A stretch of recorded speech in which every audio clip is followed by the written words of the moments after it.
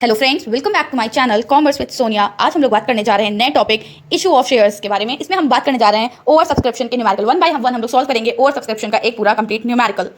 This is the complete question. Let's start reading the question.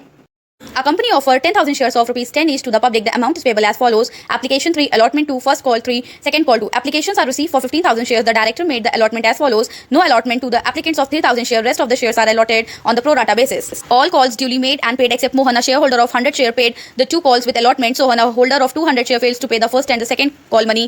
Rohan, a holder of 100 share, fails to pay the second call money. Pass the necessary journal entries to record the above transaction. Okay, let's start to solve the question. First of all, after reading the complete question, हम जो है सारी information को पहले एक page में note कर लेंगे।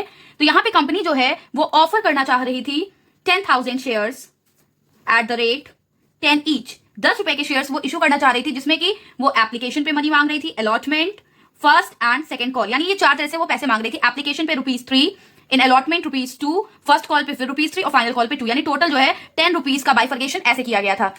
जो हमने एप्लीकेशन रिसीव किया था वो हमने रिसीव किया था टोटल 15,000 शेयर्स के लिए। अब यहाँ पे आपको साफ दिख रहा है कि 10,000 शेयर्स जो है वो कंपनी देना चाहती है 15,000 के लिए जो है एप्लीकेशन है, यानी ये ओवर सब्सक्रिप्शन का केस है। तो इसमें क्या होगा, हमें लिखना पड़ेगा कि हम अप्लाई कितने कर रहे हैं और अप्लाई करने वालों को अलॉट कितना कर रहे हैं। तो अप्लाइड एंड अलॉटेड।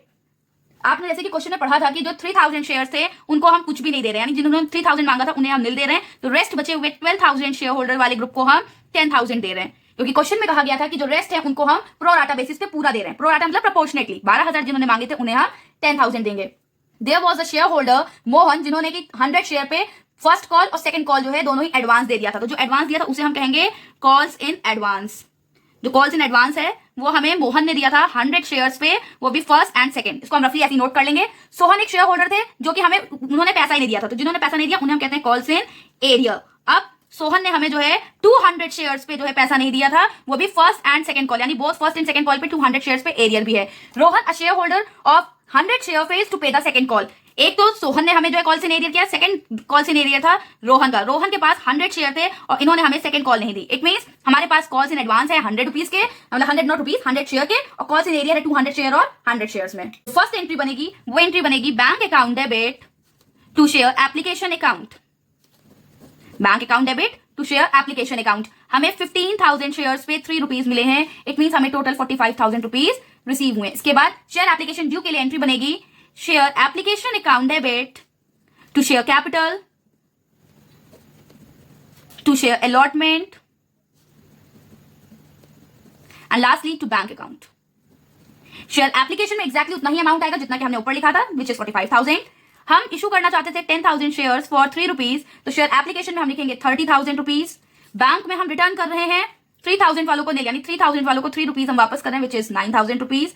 अब जो 2,000 एक्स्ट्रा थे उसमें ₹3 हमें एक्स्ट्रा मिले थे, यानी 2,000 शेयर्स पे ₹3 हमें एक्स्ट्रा मिले थे, विच इज 6,000 रुपीज। इसको हम अलॉटमेंट में आगे ट्रांसफर कर रहे हैं, इसका मतलब इसे हम अलॉटमेंट में यूज कर लेंगे।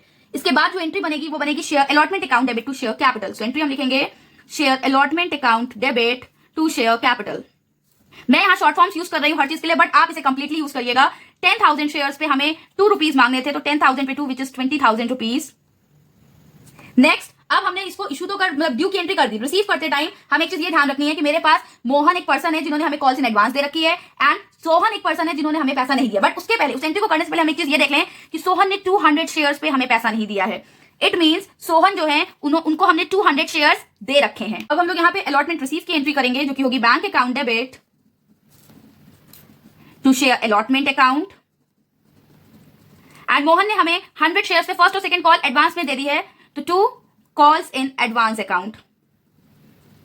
हमें अलॉटमेंट पे मिलने थे 20,000 रुपीज, लेकिन 20,000 में से ऑलरेडी 6,000 रुपीज हमें मिल चुके हैं। इट मींस यहां हमें लिखना है 14,000 रुपीज। अब कॉल्स इन एडवांस हमें कितना मिला हुआ है, 100 शेयर्स पे ₹3 एंड ₹2 विच इज ₹5, तो 500 टोटल हो जाएगा 14,500। देन फर्स्ट कॉल ड्यू की entry, share first call account debit to share capital account. यहां पे हमें 10,000 शेयर्स पे ₹3 कॉल करने हैं, which is 30,000 rupees. Next, receive करते समय हमें एक चीज ये याद रखनी है कि हमारे पास इस एंट्री में कॉल्स इन एडवांस भी था और कॉल्स इन एरियर भी है। तो अब हम लोग पहले एंट्री करेंगे bank account debit calls in arrear account debit calls in advance account debit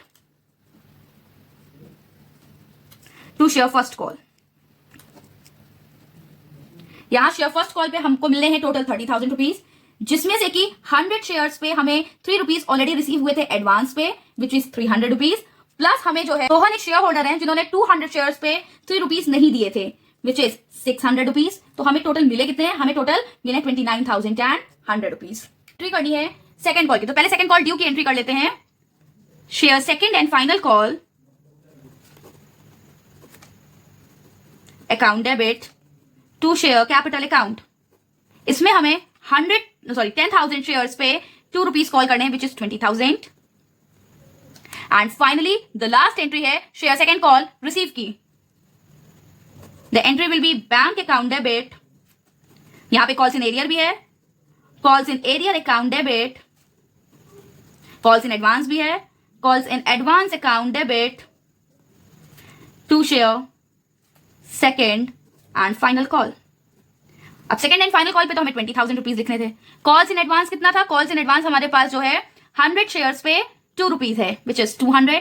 calls in arrear इस बार सोहन के 200 शेयर और रोहन के 100, यानी टोटल 300 शेयर्स पे 2 रुपीज है, विच इज 600। तो हमें रिसीव हुआ है 19,200। आई होप कि आपको ये क्वेश्चन समझ में आया होगा। प्लीज ऐसे ही और वीडियोस के लिए मेरे चैनल को सब्सक्राइब करें, बेल आइकन को प्रेस कर दें और वीडियो को लाइक कर दें। Thank you.